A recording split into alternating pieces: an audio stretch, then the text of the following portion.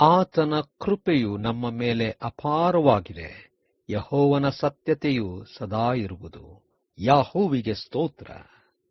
ಮಂಗಳವಾರ 10 ಅಕ್ಟೋಬರ್ 2023 ಇಸ್ವಿ.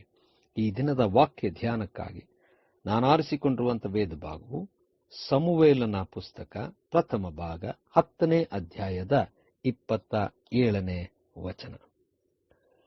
ಕೆಲವು ಮಂದಿ ಕಾಕಪೂಕರು ಇವನೋ ನಮ್ಮನ್ನು ರಕ್ಷಿಸುವನೋ ಎಂದು ತಿರಸ್ಕರಿಸಿ ಕಾಣಿಕೆಗಳನ್ನು ತರಲಿಲ್ಲ. ಆದರೂ ಸೌಲನು ಸುಮ್ಮನಿದ್ದನು ಎಂಬುವಂಥದ್ದೇ. ಕರ್ತನಲ್ಲಿ ಪ್ರೀತಿಯುಳ್ಳ ದೇವ ಜನರೇ, ಶುಭೋದಯ.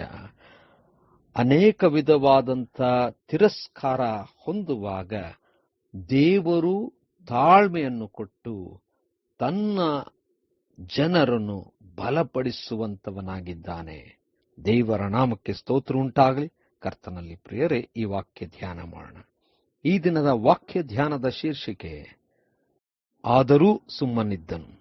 ಕರ್ತನಲ್ಲಿ ಪ್ರಿಯರೇ, ಸೌಲನನ್ನು ದೇವರು ನಾಯಕನಾಗಿ ರಾಜನಾಗಿ ಆರಿಸಿಕೊಂಡಾಗ ಸಮುವೇಲನು ದೇವರ ಆಜ್ಞೆಯ ಪ್ರಕಾರವಾಗಿ ಬಂದು ಇಸ್ರಾಯೇಲ್ ಜನರಲ್ಲಿ ಅವರು 12 ಕುಲಗಳಲ್ಲಿ ಚೀಟಿಯಿಂದ ಒಂದು ಕುಲವನ್ನು ಆರಿಸಿಕೊಂಡನು.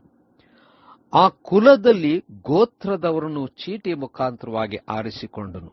ಆ ಗೋತ್ರದಲ್ಲಿ ಆ ವ್ಯಕ್ತಿಯನ್ನು ಚೀಟಿಯ ಮೂಲಕವಾಗಿ ಆರಿಸಿಕೊಂಡನು. ಆದರೆ ಸೌಲನು ಅಡಗಿಕೊಂಡಿದ್ದನು. ದೇವರು ಸಮುವೇಲನಿಗೆ ಸೌಲನಿರುವಂಥ ಸ್ಥಳವನ್ನು ತೋರಿಸಿದನು.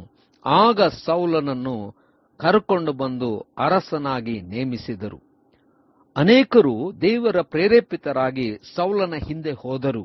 ಆದರೆ ಕೆಲವರು ಕಾಕಾಪೂಕರು ಸೌಲನ ವಿರುದ್ಧವಾಗಿ ಇವನೋ ರಕ್ಷಿಸುವನೋ ಎಂಬುದಾಗಿ ವ್ಯಂಗ್ಯವಾಗಿ ಅವರು ತಿರಸ್ಕರಿಸಿದರು. ಕಾಣಿಕೆಯನ್ನು ಕೂಡ ತರಲಿಲ್ಲ. ಆದರೆ ಸೌಲನು ಸುಮ್ಮನಿದ್ದನು. ಇಂಥ ಒಂದು ಸ್ಥಾನದಲ್ಲಿ ಬಂದಾಗ, ಅಧಿಕಾರದಲ್ಲಿದ್ದಾಗ, ತಾನು ಏನು ಬೇಕಾದರೂ ಮಾಡಬಹುದೆಂತ ಪರಿಸ್ಥಿತಿಯಲ್ಲಿದ್ದಾಗ ದೇವರ ಪ್ರೇರೇಪಿತನಾಗಿರ್ತಕ್ಕಂಥ ಸೌಲನು ಮೌನವಾಗಿದ್ದನು, ತಾಳ್ಮೆಯಿಂದಿದ್ದನು. ಇಂಥ ರೀತಿಯಾದಂಥ ತಿರಸ್ಕಾರಗಳಿಗೆ ಯಾವ ರೀತಿ ಕೂಡ ಪ್ರತಿಕ್ರಿಯಿಸಲಿಲ್ಲ.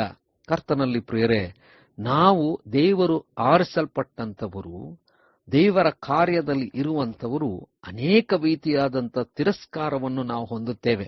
ಅನೇಕರು ನಮ್ಮನ್ನು ಹೀಯಾಳಿಸುವಂಥದ್ದನ್ನು ನೋಡುತ್ತೇವೆ.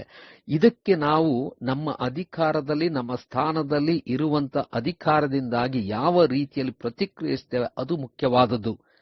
ದೇವರನ್ನು ಆತುಕೊಳ್ಳುವಾಗ ತಾಳ್ಮೆಯಿಂದ ನಾವು ಸುಮ್ಮನಿದ್ದು ದೇವರು ತನ್ನ ಕಾರ್ಯ ಮಾಡಲೆಂಬುದಾಗಿ ನೋಡುವಂಥವರಾಗಬೇಕು. ಆಗ ದೇವರು ಅದ್ಭುತವಾದಂಥ ಕಾರ್ಯ ಮಾಡ್ತಾನೆ.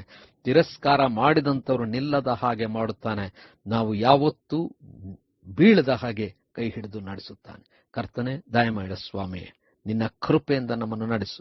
ಯೇಸುವಿನ ನಾಮದಲ್ಲಿ ಪ್ರಾರ್ಥನೆ ಬೇಡಿದೆ ತಂದೆಯೇ, ಆಮೆನ್.